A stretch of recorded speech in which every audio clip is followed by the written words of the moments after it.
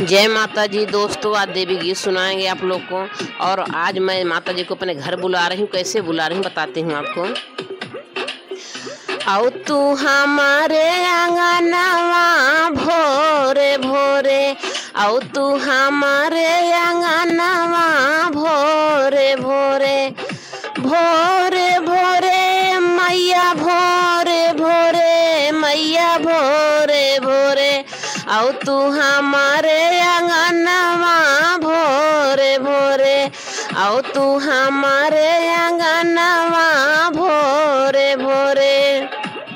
हे मैया भोरे भोरे, मैया भोरे भोरे, आओ तू हमारे आंगनवा भोरे भोरे, आओ तू हमारे आंगनवा भोरे भोरे।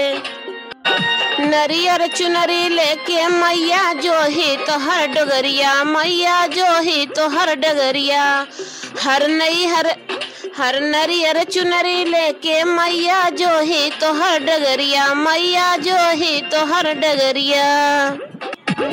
कभी अबू मोरी मैया सेवका करे तो हर पुकरिया, कभी अबू मोरी मैया सेवका करे तो हर पुकरिया। दैदा हमका दर्शनवा भोरे भोरे, दैदा हमका दर्शनवा भोरे भोरे।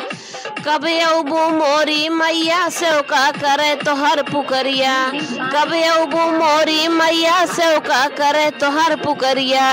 दैदा हमका दर्शनवा भोरे भोरे, दैदा हमका दर्शनवा भोरे भोरे। दर्शन दैदा मोर मायारिया भोरे भोरे, दर्शन दैदा मोर मायारिया भोरे भोरे, भोरे भोरे ये मैया भोरे भोरे, ये मैया भोरे भोरे। दर्शन दैदा मोर मायारिया भोरे भोरे, दर्शन दैदा मोर मायारिया भोरे भोरे।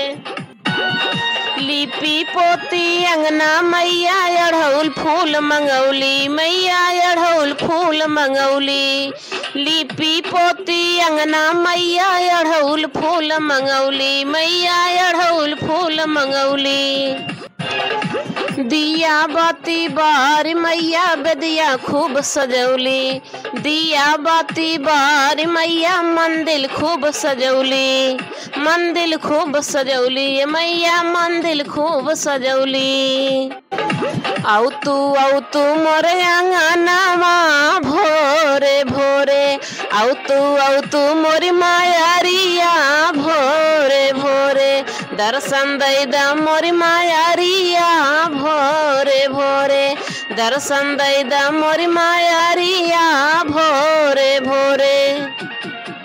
भोरे भोरे ये मैया भोरे भोरे, ये मैया भोरे भोरे।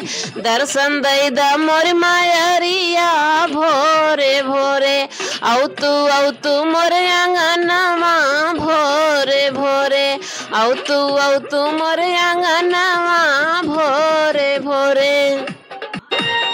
बड़ू दयालु सुनो ये मैया दे दा अब दर्शनवा, दे दा।